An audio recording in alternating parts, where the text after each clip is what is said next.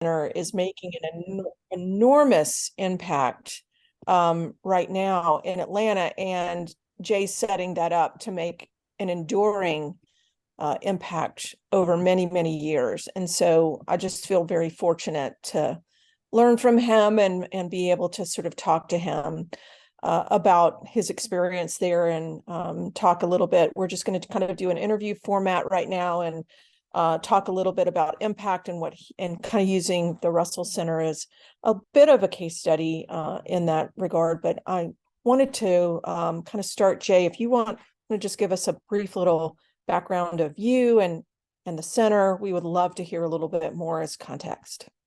Sure. Hey, everybody. Good morning. Thank you for having me. Thank you for that glowing introduction. I'm not sure if I've earned all of that yet, I think but I'm a native Atlantan. My story is kind of interesting, guys.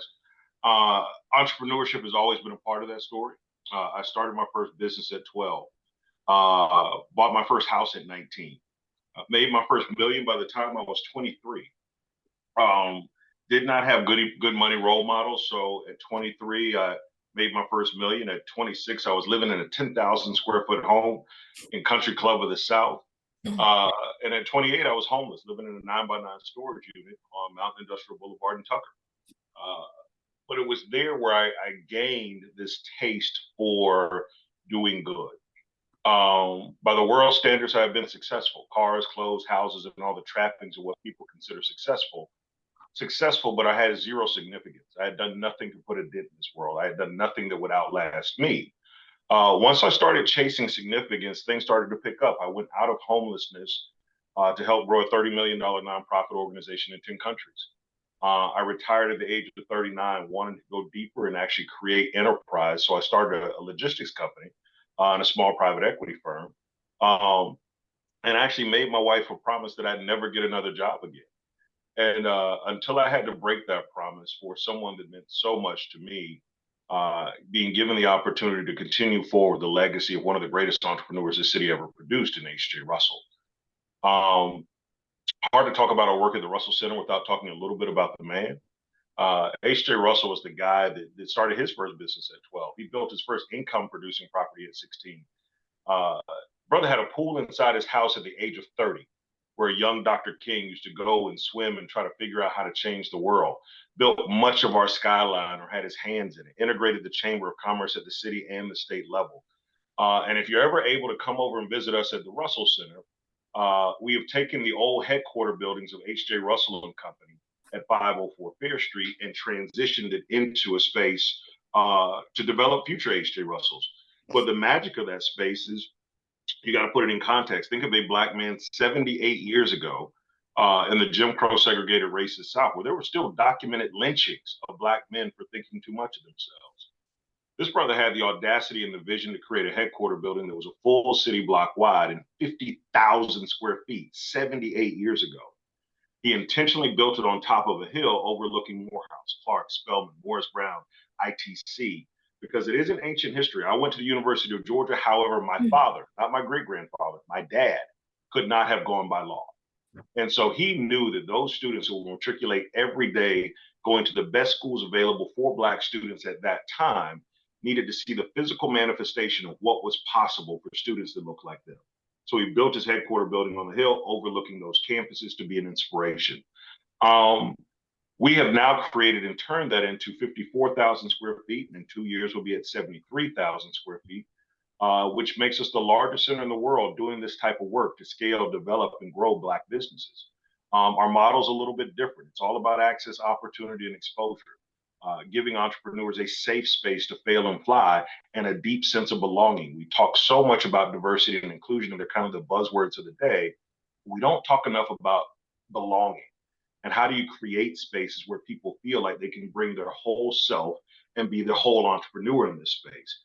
And at the end of it all, though, there are just very few times in life where you get to be a part of something you know will outlast you. And there are even rare moments where you get to be a part of something that could potentially change the course of history. And so, Karen, I find myself in a space like that with the Russell Center. I'm sure we're going to get deeper into it. But we've gone from zero budget, zero employees, no laptop, no anything, in a fully gutted out building 3.5 years ago, But fast forward to today, we support over 325 entrepreneurs full time, about 4,000 in our network that we touch annually. We've raised a little north of $43 million in the past 3.5 years. We've gone from 0 employees to now 28 employees. Yeah. And we're just getting started. And so, we've had a bit of a unicorn story for a nonprofit organization. But I think that's really attributed to our fierce intentionality to sticking to our mission and never relenting on any of our goals. So yeah, Karen, let's get into it. That's kind of the overview, if that helps. But It no, helps let's a talk. lot. Helps a lot. One question kind of that a curveball question maybe, but I've met Mr. Russell in the past, right? Prior to his passing, but what do you think he would think about what y'all are doing and the goals that y'all have? What do you think he would You do? know, it's a kind of shining moment. I have, of course, a relationship with all of his children and his grandchildren, some of his friends, some of the people that grew up under him, like a T. Dallas Smith, if you've heard those names and you guys are in Atlanta, but Egbert Perry, T. Dallas Smith, Noel Khalil, like all of these people got their start. C.D. Moody got their start and grew under Mr. Russell. And all of them confirm, and I too had the opportunity on several occasions to sit with him as well. All of them say he'd be tickled pink to know that his vision was carrying forward. My personal motto is plant seeds that will grow trees whose shade you may never sit under. Right. And for the seeds that he planted, to see all of us still sitting under that shade, I think that he'd be very happy with what's going on. I do too. I do too. And I know that all of his kids and grandkids are so proud of the legacy that y'all are building over there. It's just incredible.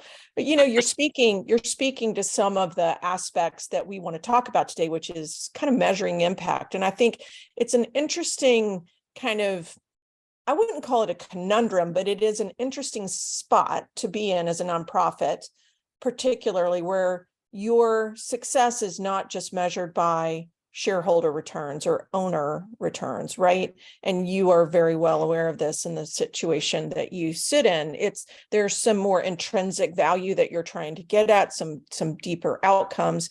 One of them you kind of mentioned, it's really the people that Mr. Russell mentored, right? And the legacy, the extended leverage legacy that he's left, right? And one could see that as really one of the major outcomes of his life's work, which isn't so much about money, is it? It's more about that impact. So, in terms of, talking about measuring impact, I've watched, my share of YouTube videos, if you will, of interviews that you've done, Jay, and you do such a great job. You're just such a great spokesperson for the center and for entrepreneurism, right? So I guess I'm a fangirl over here. But some of the things I've heard you talk about in the past, or kind of a place on the West Side that is first class, i.e., you don't have to go to Buckhead to experience something nice. We talked about that kind of on the hill overlooking that place that is like a beacon, right, for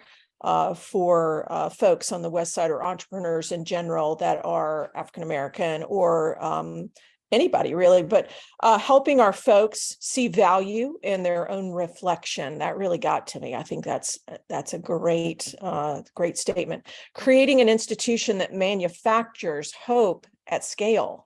Right? Meeting people where they are on the entrepreneurial journey. All of these things could lend themselves to impact, lend themselves to what you're trying to measure, what you're trying to sort of get after that isn't necessarily $46 million or, the biggest thing in the world, right? So using the Russell Center as an example, talk to me about the impact that you're trying to make there. What do you really, if you had to boil it down, what have you thought about, what is the impact? What's the outcome? I think, loving Atlanta, you won't find many people that love Atlanta more than I do. I love our city enough to be honest with her. And I think my driving force are the statistics that just really keep me up at night, that for everything that we have positive going on, for all the brilliant things that occur in the city, we're still the worst city in the country when it comes to income inequality. We're still the worst city in the country when it comes to economic immobility. A child born into poverty in Atlanta, Georgia, has less than a 4% chance of escaping poverty. That's on our watch. And so, even when I started the center, Karen, I got a lot of backlash because I really wanted to focus on Black entrepreneurs. And I had to stick to my guns there because it wasn't an emotional decision or just kind of a segregationist kind of thing. I thought of it like an economist or a capitalist. Our population at the time was 52% Black in the city of Atlanta, but Black folks accounted for 8% of the economic growth in our city. So therefore, if that 8 can become 15, it gets good for everybody. It's good for the city. So let us look at the most impacted demographic, raise their capacity, and watch everything start to work. You got issues with housing, you got issues with education, you got issues with wealth disparities. All the data supported supporting small businesses, starting ventures, supporting entrepreneurship was the fastest way to close the wealth gap. So my kind of overarching theme are those two statistics that we're working against, because our model suggests that we're creating companies that will stay in communities. We don't have kind of this VC-backed model that says we want to create the next Uber, they get exit for billions of dollars and they go on to Silicon Valley. No, I want to help that company go from 100,000 in revenue to 1.1 million. That same company will hire 9 people in these communities that actually drive these statistics. And those companies, as we all know on the call, the backbone of strong communities is the commerce that flows through those communities. The small businesses are the backbone. And if we can strengthen those, then we strengthen communities. And so for us, it's not about beating the odds. I want to change the odds. There's a reason that the average white business in Atlanta is 11.5 times larger than the average Black business. There's a reason why only 4% of Black businesses ever go beyond the startup phase. There's a reason why, 96 of Black businesses in Atlanta only have 1 employee. So let us look at those hard statistics, dig into why, find out those why metrics, because a lot of times we make the mistake of just having kind of what we say is quantitative data, but when you boil it down, it's really only qualitative data. So when you say how many jobs or how much revenue is increased, Right. It tells you that something's happening, but it doesn't tell you why.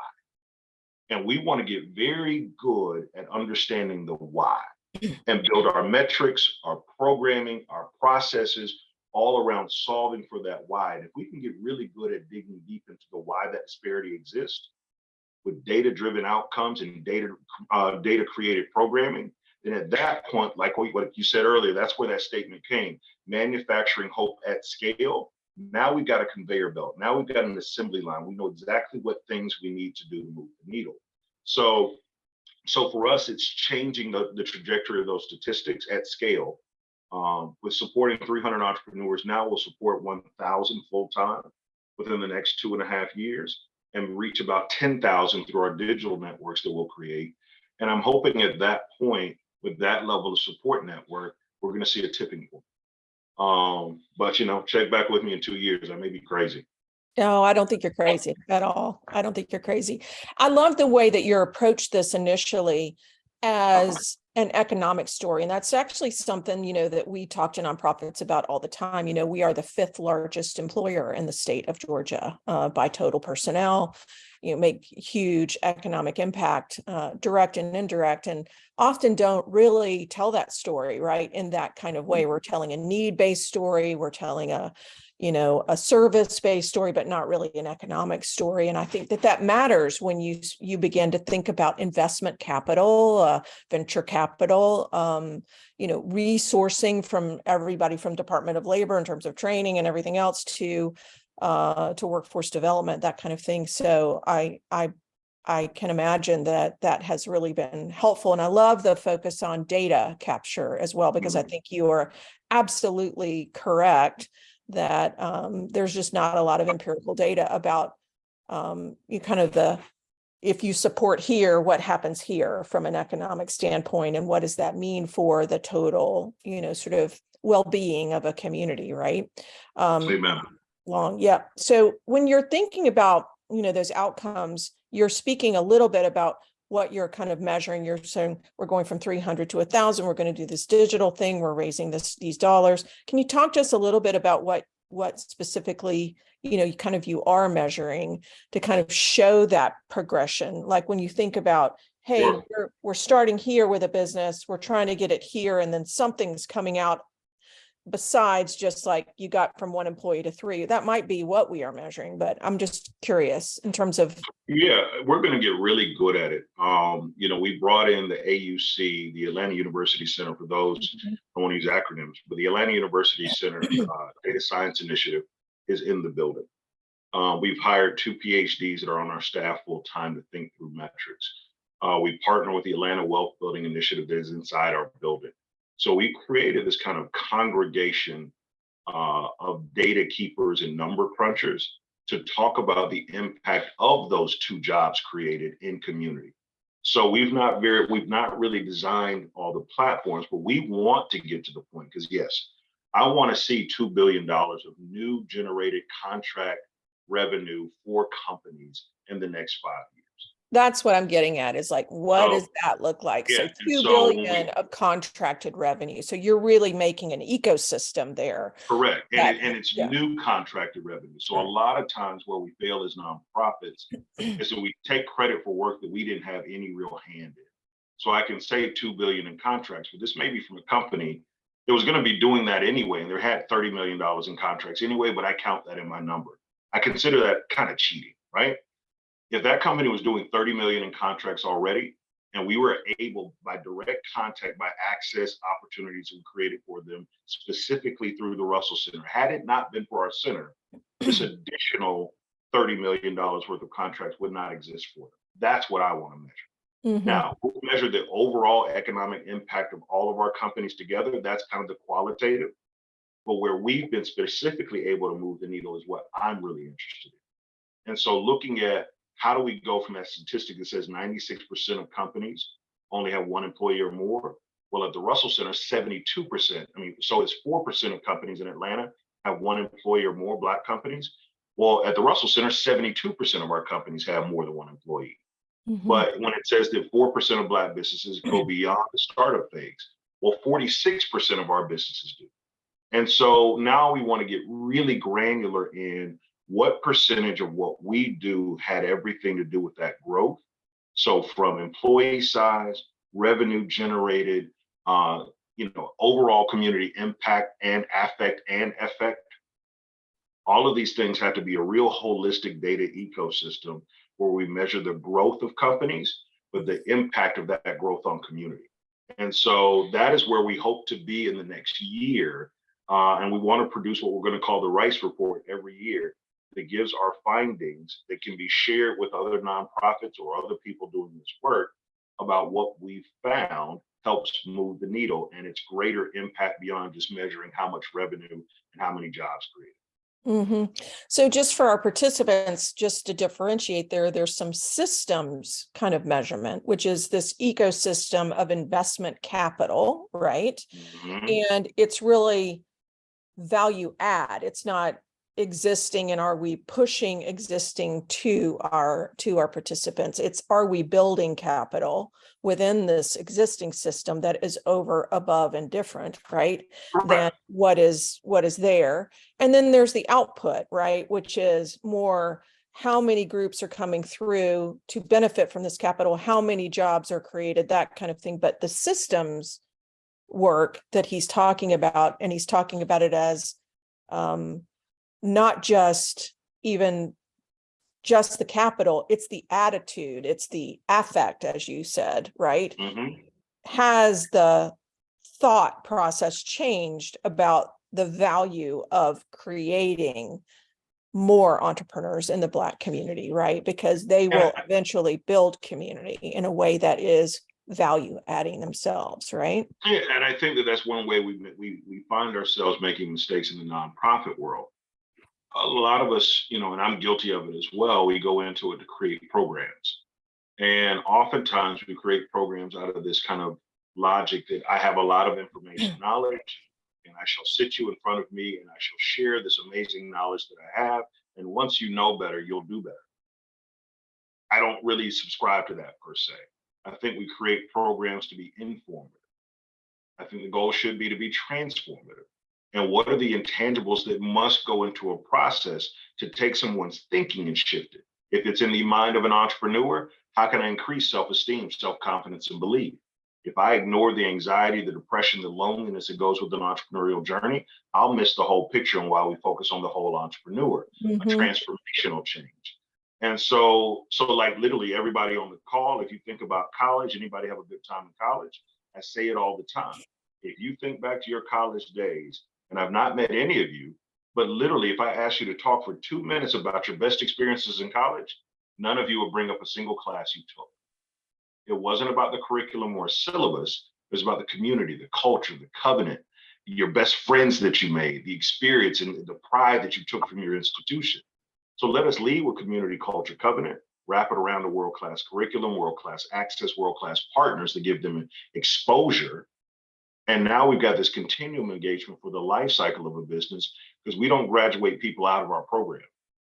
In entrepreneurship, if I'm $100,000 company and I grow to be $1 million company, what you taught me at 100,000 is absolutely irrelevant now. And if I go from 1 million to 10 million in revenue, nothing that you taught me at 1 million even makes sense. I got different needs. So let us continue build a continuum where we create this community where people always see value inside this ecosystem, inside the community, and they always can get the support that they need, be it a $100 million company or a $100 company. And we've created that ecosystem, really stealing the model of an HBCU and saying that at your college, when you were a freshman, you entered campus, you looked across the campus and saw seniors and master's students and PhDs, and you aspired. And then oftentimes those master students and PhDs were either mentors or what are the things, RAs in your dorms or teachers' assistants or whatever they were. They created this amazing ecosystem of support from people from varying levels of education and scale and experience, and it just works. We're trying to model that for entrepreneurs. Right. And I love that sort of progression that you talk about, because then, as in Mr. Russell himself, that folds back on itself where you're giving back to that community, right? That happens in association. It happens in universities like HBCUs, right? Where you are eventually successful enough. And that by successful, I don't mean you have to be like a gazillionaire, right? But you get to a point where your focus is not your own belly button, right? And you can focus back in on the community. And I love that about that model that you're building there. And I think we could all learn a bit about that from an outcome sort of perspective is, are we driving for that kind of model where, folks are successful and then maybe giving back through their knowledge or their experience back into whatever we're trying to do. So a lot of times, I think we are very focused on throughput in the sector. And you kind of mentioned that it's sort of like, counting things, right? Throughput, or you called it programs. How many people can we get through versus, sort of those outcomes. And sometimes I think very focused on mission impact, and rightly so, right? But running an enterprise is there are some other metrics that you really have to be mindful of, or you're not going to be running it for very long, right? Sure. And so I'm thinking about one of the areas around what we're trying to kind of talk about with growth and scale is building a sustainable model. Now, sometimes I get frustrated with that because nonprofits sometimes need to scale and grow. They don't need to just sustain sort of like where they're at, right? But sustainability can also mean just like I'm covering my bases here with finance and things like that. But it's kind of a circular model. To get those outcomes, you gotta really pay attention to more business-oriented goals. Now, when you're talking to entrepreneurs, would love to hear some of those kinds of key metrics that you're teaching them. I'm thinking margin on revenue or marketing and sales outputs, or new market penetration or something like that. Is there kind of a magic formula, or not really a magic formula? I'll speak to two things. I'll speak to what you said earlier about throughputs, and it's a real thing. And sometimes I turn it to philanthropy, and I try to challenge my funders, the philanthropic community, because that oftentimes you'll find as new nonprofit leaders, your funder wants to see the big number. And as much as you try to push back that that's not where the big impact comes, it's just a big number. And we left money on the table because we knew that we wanted to be true to the mission. We didn't want to experience mission creep because some donor said that we want you to do this and we'll give you money to do this, but this is not what we do. And so, well, when then you go back to like what we teach, and I'll answer the second question. Our model is called Big Ideas: inspire, develop, educate, inspire, develop, execute, accelerate, scale. So similar as you think about HBCU model, freshman, sophomore, junior, senior, graduate program, PhD. One of the things that I think is unique to our model is in the inspire and develop stage. In the inspire stage, we can help companies at any stage of their development. So from somebody that's just crazy and has an idea but no idea, how do they go from curiosity to actually building a concept and inspire? Once they've got a great concept that's vetted and they've gone through that, how do I go from a concept to really building a company? How am I set up? B Corp, C Corp, financial model, all of these things that kind of go into the foundational construct of building a business. Now that I've got a company, let me go find my customers. And in the execute phase, it's all about customer discovery and understanding who your customer is, where to reach them, how to price them, and talking to them. Once you understand who your customer is, it's time to accelerate. I know who my customer is. I know my product market fit. I know I've done my use case analysis. I've done my customer discovery. Now let's go out there and earn revenue and accelerate this model. What happens so often in incubators and accelerators, unfortunately, is that the model typically is everybody apply and we'll pick the top 50. We'll pick the top 25. We'll pick the top 20. And I tell all my colleagues, that's kind of like cheating, guys. Like these are the companies that would already kind of do well on their own. So you pick the best of the best of the best. Cherry picking. And it's like, guys, come on. Like if I took all 4.0 students out of high school, chances are they're going to do pretty good their freshman year. Show me the school that took the 2.5 students and made them 3.5 students. Now that's moving the needle. So we kind of are that. And looking at being able to take entrepreneurs wherever they are on their journey, being able to place them according to the stage they're in. Because what also happens is companies go from stage to stage, kind of taking English 101 over and over and over again. There's no graduated model that's continuous. The other thing is in the inspire and develop phase, a company, before you mortgage your house, before you blow through your savings, before you drain out your 401k on an idea that's half baked, let us take you through the paces to understand if there really is a there before you make those sacrifices, before you make that huge investment. And then we kind of say, if you can't find your customer through customer discovery, you just cannot find the person that is willing to pay you $1 for what you do, you probably got the wrong problem that you're bringing to the marketplace. And that's not us saying it objectively. That's not saying that's a bad idea. No, the science and the data of customer discovery is saying we may need to adjust the way you're looking at going to market. So all of the things that go into business building, from legal to accounting to marketing to IT to HR, we have experts from some of the largest companies in the world that help us think through that. I think some of the fallacy also is sometimes we're engaged to try to have maybe a $40,000 or $50,000 employee help someone grow a $5 million company. They've never done that before. I can have a $50,000 employee be a program manager to help facilitate the process, but let me go get Equifax and UPS and Delta and Home Depot that have all of these skill-based volunteers that know this stuff at the billion-dollar level. Let me go get tenured and seasoned entrepreneurs that have seen it from the startup level and let them be my faculty. Cuts down on my FTE costs, but also increases my impact because the level of skill development that I'm able to bring to the table is so much higher than what I could ever afford to employ. And so we really run the gamut at each stage. And just like in college education, if I can't pass English 101, I don't become a sophomore.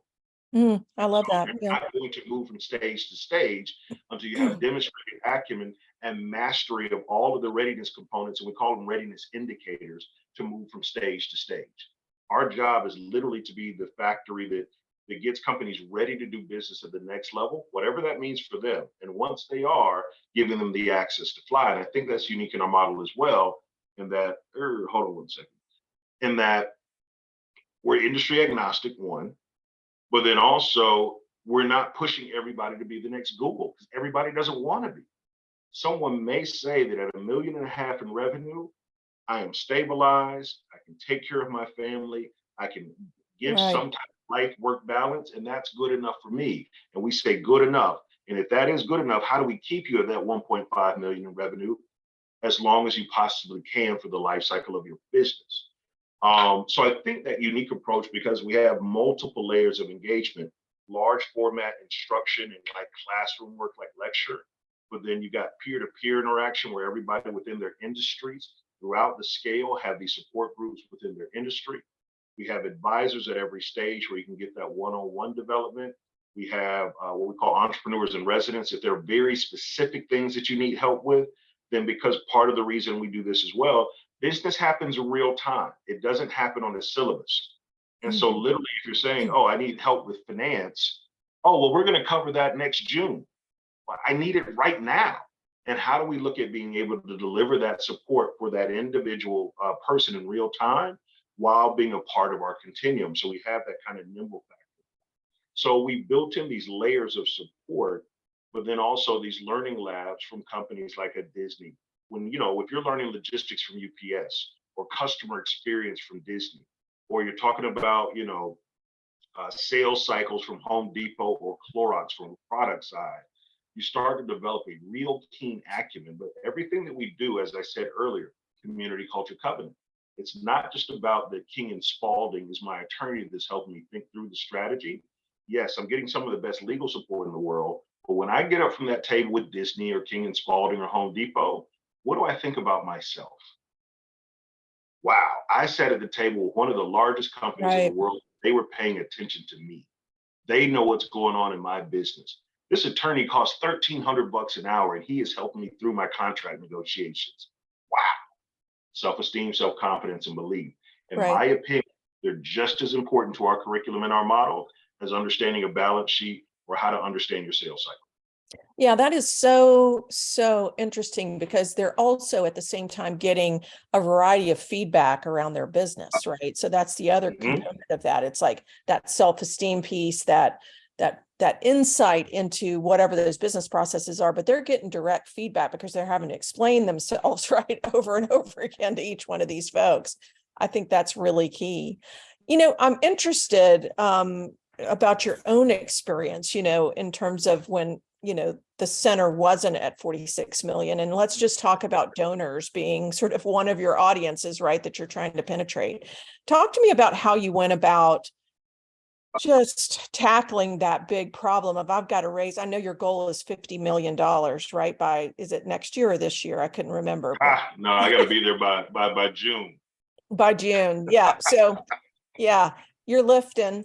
I feel it. But so talk to me about when you were, not at that, let's say $5 million, and you had this audacious goal of getting to 50. Donors or investors are your audiences. How did you pick those apart? You talked a little bit about knowing your audience and that kind of thing. Well, I mean, I think that at the heart of development are relationships. And remember, I've been in the Atlanta market for a while. Came in with a Rolodex of relationships that I could call on early. So it's about the first down. It's like, okay, I don't have any money to pay a salary for myself.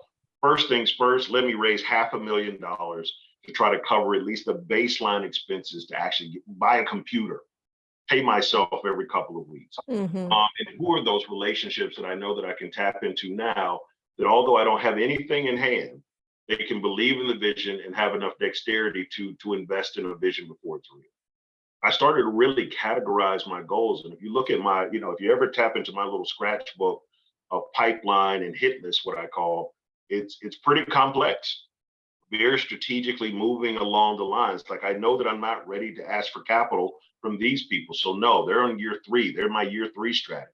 Here's my year 5 strategy. Here are the people that will hear it at year 6, but I have to have these metrics in place before I can even have a conversation with these companies. But also we have this fierce intentionality is one of the things that I use a lot, because we went to our funders. We don't have it's hard to see empowerment through a charity lens. And so we never approach it as charity. And so we never approach it as give us some money, please, so we can run this program that needs to happen. No, Mm-hmm. if I'm going to approach a financial services organization, I'm going to talk about If you don't partner with us, let me tell you what you're missing out on. If you're looking at diverse suppliers and you're catching hell trying to find diverse suppliers, well, we're creating the factory that's going to give you high quality diverse suppliers that are ready to do business at the next level. And you're going to help me develop that. If you need more people at UPS to enter your supply chain, then I need to hear from you what it takes to enter your supply chain. And if we can literally manufacture those entrepreneurs and those businesses to meet your criteria, if they're good enough for UPS, they're probably good enough for Delta, they're probably good enough for Home Depot. So we're literally creating this bench strength of ready minority organizations that every corporation is looking for, because they're saying that we just can't simply find the diverse talent to enter our diverse supply chain that we want. So it's a win-win. It's a win-win construction there, because you're really trying to grow almost like I'm not going to express this well, but kind of an underlying business to supply, right? Oh yeah, this talent you can, into those companies, right? I don't mind you saying it that way, because that's the way I look at it. I don't necessarily believe in nonprofits that are 100% philanthropically dependent, because I've been around them, been in them, been a part of them. And so many times, just to chase the dollar, when you talk about throughputs and mission creep, it occurs because everything that we do is dependent on someone giving us a dollar. What I also wanted to do, Karen, was create the revenue streams within the Russell Center that would give us some level of self-sufficiency and sustainability. Right now, we're about 28 to 32% recurring self-generated revenue, 70% some of our philanthropic and corporate partners. My goal is to be at 80-20, 80% self-generated recurring revenue, 20% philanthropic contribution. And so I hope to be there in the next 6 to 7 years. And so with that, with our donors, it's always been that, Karen. It is always an approach of, this isn't about just charity and philanthropy, because as we know, philanthropy can oftentimes be paternalistic. Kind of let me kind of sprinkle some dollars on you poor people and hope for the best. If we can flip that on that ear and say to Coca-Cola, oh, no, no, no, no. This is exactly what you need. You're spending millions of dollars every year on it. I'm telling you, for $1 million, you're going to get what you spent $10 million. Oh, well, wait, tell me more, Jay. And so it's been that way. And all of our partners, if you ever come by the Russell Center, and everybody's invited on the call, but literally you will see that our partners are really 10 toes down. Jamie Dimon, CEO of JP Morgan Chase, is going to be in the center next week, but he's been twice before. Carol Tomei has her executive council meeting at the Russell Center. The president and CEO of US Bank and the president and CEO of Elevon, they're in the building all the time. You can see the CEO of Target walking through the building. And so when we say that we have the commitment of our partners top to bottom, I've not really been a part of something that feels like this. And it's really magical, because we put the relationship back into it and we lead with that we don't want our partners to come into the building to stand on stage and talk down at people. We need you to be a part of the community. And so the power of that is, I'm walking to the bathroom, I pass Jamie Dimon, and he's not, with security and everybody else. And I'm like, wait. But then when I'm going to the bathroom, I'm like, I'm in the same building I just walked by Jamie Dimon. Wow, I'm in the right place. I feel like I belong. He's in my house, actually. And that's why we call it the home for Black entrepreneurs, Atlanta's home for Black entrepreneurs, and that there is a certain feeling of comfort and confidence in your own home. And now I'm almost unflappable and unshakable. When I got to go to your office and sit in front of you, in front of your desk, I may be nervous, I may be anxious, I may be all of those things. But if you're coming to my house, then guess what? That's my couch, that's my wine, that's my chandelier, and you're going to have to live on my terms. And if there's a power dynamic to shift, it empowers the entrepreneur and then literally brings the corporate community to the community. It's a dynamic that we've seen happen time and time again, and our partners love it, because they're in their ivory towers all the time. And very few times do they get to really get down into the dirt where their customers live, and we give them that opportunity.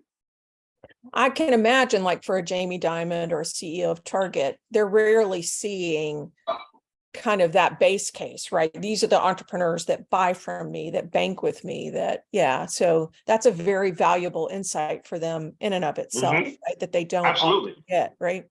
And as long as we provide value that they can't pay for, as long as we can provide them access to customers they don't usually touch, as long as we provide, entry to companies that can support their companies when they have mandates to have, a certain level of diverse spend, and they're challenged by it often. We check a lot of boxes on solving problems for big companies, not them just giving us money to help solve our problems. Right. I'd like to pivot just slightly, still on impact, but given all of your experience, what are some of the biggest or the most common mistakes you see entrepreneurs make when they're sort of creating their systems for not just measurement, but what they're going after, right? A lot of times I can imagine it's just growth for growth's sake or money for money's sake or something of that nature. What are some of the, if you could kind of boil it down, some of the common mistakes? You're right on growth for growth's sake and money for money's sake is real. But huge fallacy that I see is you can't do this by yourself. Entrepreneurship oftentimes is a very cerebral game. And people think that I've got a great idea. I'm just going to put my head down. I'm going to figure it all out by myself. One of our mantras is find your tribe. You got to talk to a CPA that can help you think through your financial model.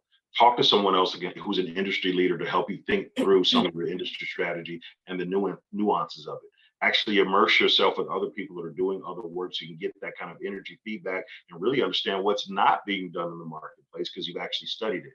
Like there's so many entrepreneurs that literally feel like, we have this mythology around the self-made man or the self-made woman, and I built it out of clay myself with one hammer. I just don't think it works. I'm not seeing it work at scale.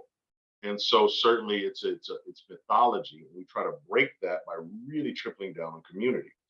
The other is you do all of your use case analysis and all of your customer discovery inside your own head. You think because I made this magical cup and I like it, everybody else in the world will like it. And so there's nothing further from the truth. And what you'll take it to the marketplace and you don't do well and you don't understand. So everybody else is stupid. Wrong. You've got to do the customer discovery to really see if there's a there and there's a market there. And so often, and it's kind of like nonprofit work, where we think there's this big problem and everybody should care. And I should go just because I want to solve this problem in the community. I should be able to raise all of this money because everybody should see that this is a big problem that needs to be focused on. And you hit the marketplace, you realize not a lot of people care. And so that's one of the gut punches that nonprofit leaders have to take and work around, that people may not care about your issue as much as you may think they do, or certainly as much as you do. Those two are huge. And I think they kind of overlay the nonprofit leadership as well, that you literally have to get out of your own head, out of your own space, and open your circle a little wider than your own self-orbit. And it sounds like that some of what you're doing, you kind of spoke to your pipeline kind of activity with investors, right? Where you've got some that are off, some that are near, right? But that doesn't mean you're not talking to folks all along the pipeline. You're not waiting literally, right, to talk to these folks that are in year 5. You're keeping them, cultivating them, keeping them up to breast, and also sort of thinking about how to get feedback from them around, like, reality checks is a good way to put it, right? It's people talk about if you ask for counsel, you get capital. If you ask for capital, you get counsel. Some of the best advice I ever got was from Ambassador Andrew Young. He said, son, you better make your friends before you need them. And, I took that to heart and I absolutely see it. And you also know your growth strategy. Like, look, man, if I'm a 12-year-old basketball player, I'm not ready for the NBA. I may go to games. I may try to talk to the coaches. And I'm not telling them I'm ready for a tryout because I'm not. But I can send them my reels in junior high and high school and everything else to keep them abreast of what's going on. They can see my development. They can see their growth. I can stay on their radar. But I've never come to them with the kind of question that's ludicrous, that I'm just not ready. And I know that going in.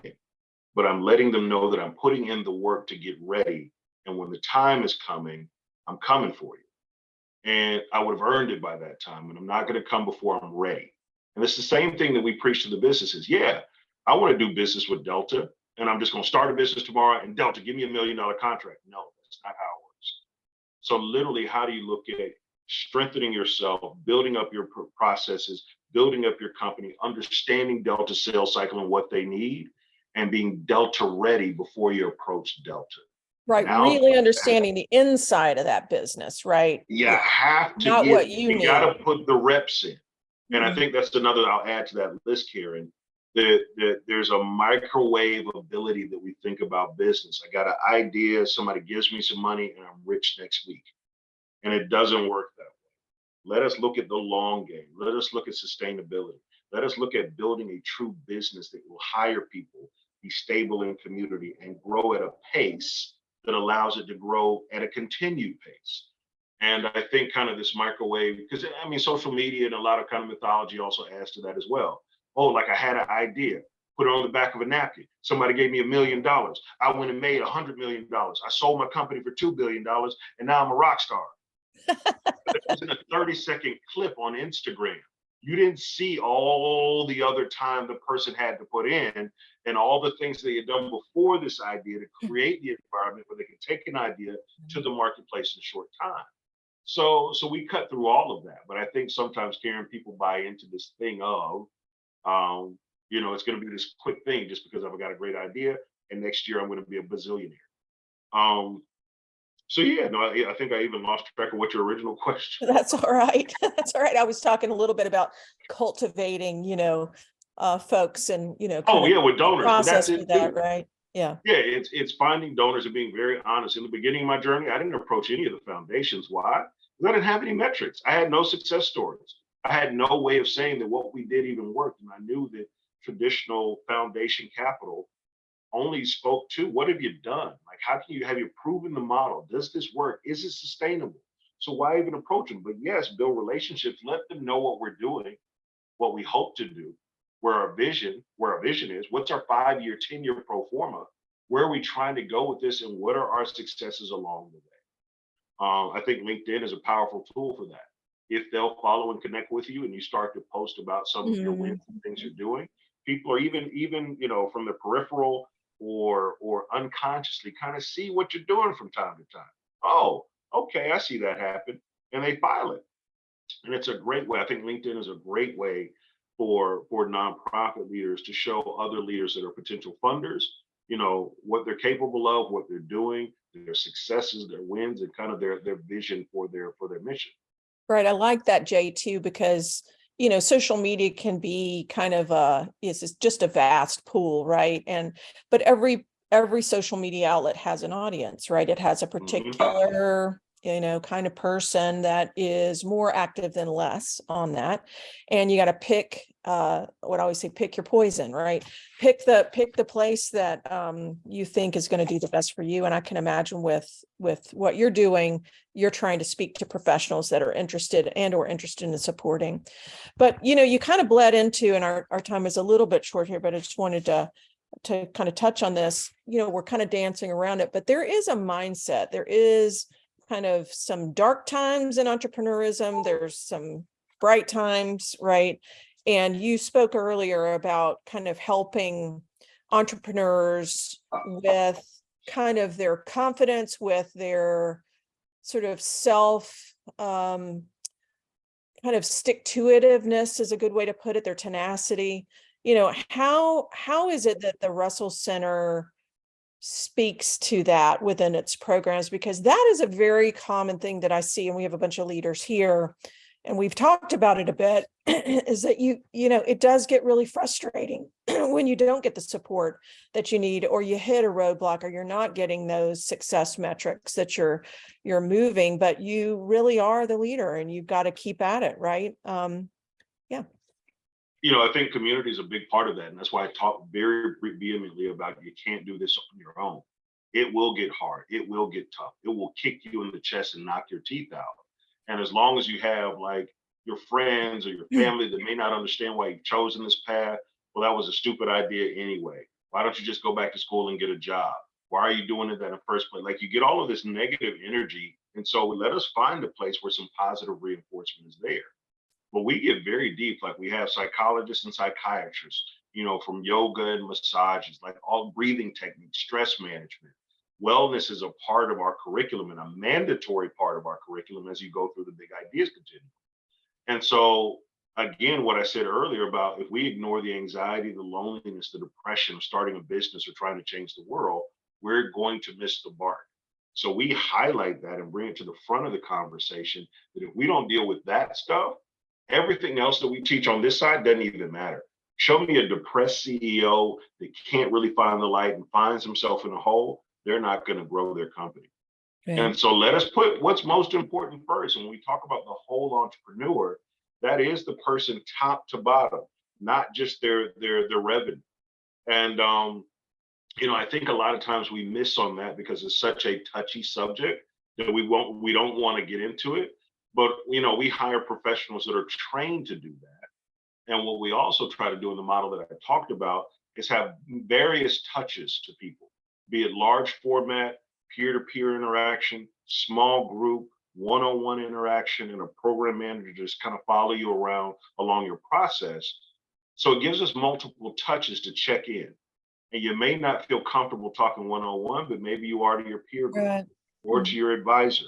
And so we kind of soften that entry to saying, I need help. And I may not raise my hand because a lot of times,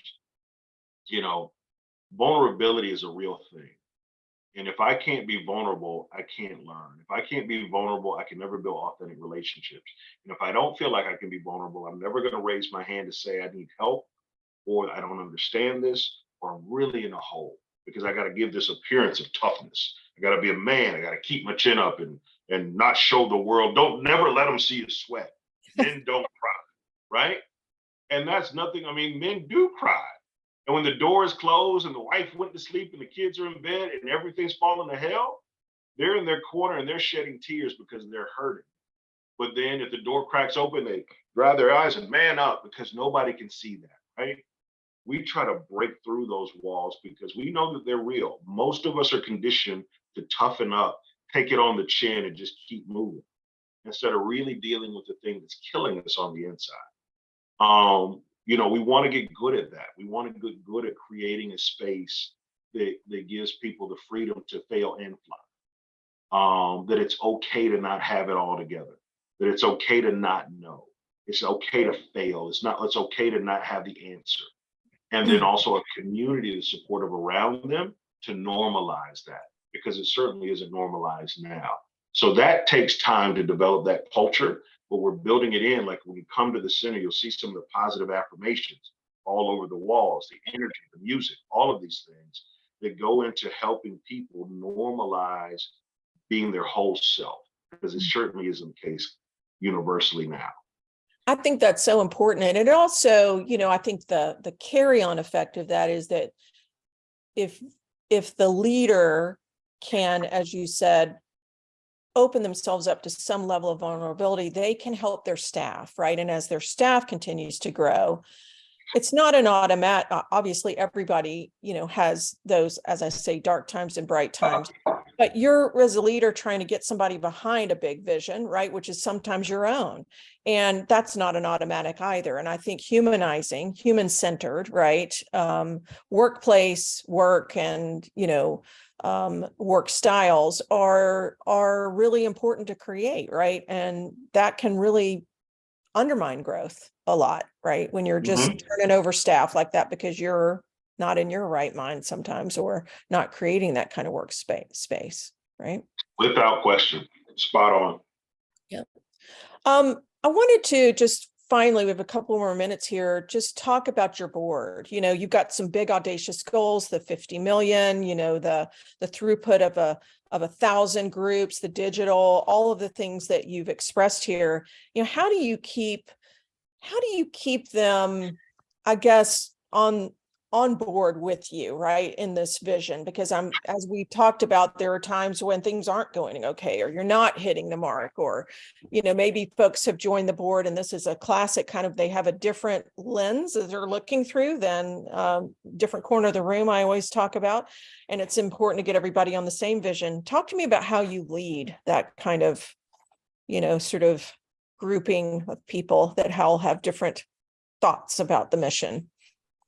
It's you just turn the camera around, I get some coaching from everybody else on the call. Because we've got a young board. And so we've not been around a long time. We've got 8 members on our board now. We'll probably grow to 11 soon. We have a board meeting this Friday. And I think that vulnerability is kind of always letting them know exactly where we are, under promising, always over delivering, and being transparent and vulnerable again. Like, it doesn't have to be this super polished report every time we get together. Let's talk about some of the stuff that sucks. Let's talk about some of the things that aren't going right, some of our greatest challenges. Because inherently, I'm on the board to help. If you're only going to tell me the good, I'm going to have a really passive meeting. I'm going to nod my head and say, that's great. And at the end of the meeting, I'm going to say, good job. And I'll wait till next quarter's meeting. We've enlisted an external company to do a board retreat with us because it's imperative that they know who we are, what we represent, what our goal is collectively, and what role they play in it. And that's part of me taking my own advice about getting out of my head, because I can't possibly conceive the best way to bring all 8 of them to the table. Let's get some external help that's really objective to bring us all in a room and kind of break it all down and build it back up, but including everybody. Because like you said, people come in at different times. They come in with different perspectives. They come in with different experiences. They come in with different expectations. And so how do we synergize all of that? And I can't do that myself because I'm too engaged. I'm too involved. I'm too in the weeds. Let's get somebody else who has an objective view. We're going on a 3-day board retreat, and we're going to literally just boil it down to the skeleton and build it back up. So everybody is speaking the same language, or at least talking from the same page, and has a deep understanding of what their role is for the year to come, the quarter to come, the next 3 years to come before they have to roll off. And we're stopping because we did not have a very engaged board. We had more of a passive kind of report out meeting every So to stop that, because we're growing so fast, to go from $0 revenue, $0 annual budget, to now we're already over a $5 million operating budget in 3.5 years. So at that level of growth, we need a board that's absolutely engaged and functional, healthy. And so we had to stop and reassess and say, okay, Right. let's get away, pull away, and actually get this right. I think that is so insightful because, boards do have life cycles and they track, with the life cycle of the organization. Although boards often lag behind because your organization is, if it is indeed scaling, it's growing and its needs are different, and the board can just be really static for a minute, right? And so you find yourself kind of growing out of your pants, really. That's a great analogy for it. The other bit that I think, just if I could provide a bunch of coaching to the group here related to this topic, is it is important, I think, to stop and have just what I call a mission moment, where folks talk about what the mission particularly means to them. I always do this in consulting. I say, do not have this mission statement in front of you. Just tell me what you think it means to you. And you will figure out the lens through which they are looking. Some people are at the table to get connections. Some people are at the table because they, if you're in a social services, maybe they had a kid that was affected by whatever, or, they personally were. And, there's all kinds of lenses. But at the end of the day, you need to have a common vision, not a lens, right? And so they need to come to the table, express why they're there, but get on board, right? Literally, about what is happening. And you can get to that very quickly. And it's a great exercise. It probably takes, 20, 30 minutes, and does not necessarily require an outside facilitator, but I am a big believer in that, because you can't participate when you're leading a conversation. It's hard to do it. But that is some great insight that you put out there too. I would say, maybe just to kind of sum it up, and then we'll take maybe a couple of questions. What are your maybe three top takeaways in terms of measuring impact? If you were to sum this conversation up, give some advice to our folks, just in terms of how they're thinking about measuring impact, how they're thinking about creating impact. What would be you don't have to stop at 3, you could go on, but synthesize maybe some of the top takeaways here. Yeah. Perspective. Don't just measure progress, understand the why.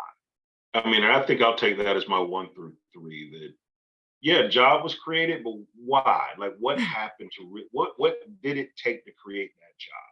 Not just put the tick mark on it that job was created. I'm really fixated on the why when you start talking about metrics and outputs. Measure what others won't or don't. I think that's number two, that we have to, some of the same problems that we're trying to fix have been around for 20, 30, 50, 100 years. And it's because we're usually measuring things by the same standard. And if one company was doing it this way and we create another company, we're going to do it the way they did it. We're no closer to solving the problem. Everybody kind of wants to get the applause for the solutions, but nobody wants to solve the problem. And I think solving the problem makes us get really uncomfortable and digging deep into the things, that the constructs, the root of the problem, and be willing to look really bad for a little while, knowing that your work isn't moving the needle all that much. And being able to be humble enough to assess that what we're doing is good, but it's not moving the needle. It make, lots of people applaud me for this work that I'm doing in community. But if I boil it down to really what is the impact and the transformational change, we're not hitting the mark. Yes, I read to those kids, and yes, that helps. But did it help the literacy scores that one time that I went and read to those kids? Probably not. And so that, like, we got to look at the hard data and look at solving the hard problems and being willing to say that, okay, what I'm doing is good, but it's not good enough, and maybe I need to go a little deeper. And I think so many organizations across the strata of many industries and causes, we kind of go with what people clap for. And it's that outer applause rather than looking at really getting at the root. You may not get all the smiles and applause for what you need to do to get that done. Because I think we've even taken that in. Like, we don't post the big numbers, or like, we're not like, okay, our company's raised $30 million this week. No. Do they have any customers to sustain that? Let's talk about that. Yeah. And sure. So it sounds good and people will applaud. The mob will say, great job, but they're not going to check back 3 years later when 90% of those companies have folded because they had no customers that actually sustained the growth based on the money they raised, and now they're in the hole. Right. So, and then lastly, it is celebrate the wins, though. I mean, this is me talking to myself. I'm a very white or black guy. There's not a lot of gray. It's either not done or done. And I consistently have to remind myself that life is a journey, and to celebrate the journey along the way, those incremental wins that you have to get to your greater goal. Because in my mind, I'm guilty of it, and it permeates through my leadership in my organization. Done or not done. There is no middle. And I realized as a leader that I've got to soften that a bit, because one, everybody isn't wired that way. And so it's ineffective as a team strategy. But then also personally, for my own sanity, looking at the incremental wins, setting incremental goals, measuring those incremental goals and celebrating them when you hit them, that get you to the black. And so that part is something that I failed at time and time again. I'm trying to realize that there's a way that you can do that is actually pretty healthy and actually pretty helpful. Right. Yeah. You and I are pretty much in the same kind of camp in that regard. I keep having to remind myself it's Mount Everest, right? Just get to base camp 1, right? Retool, get a Sherpa, get some ice boots, right? And then move to base camp 2. We don't go straight up, right?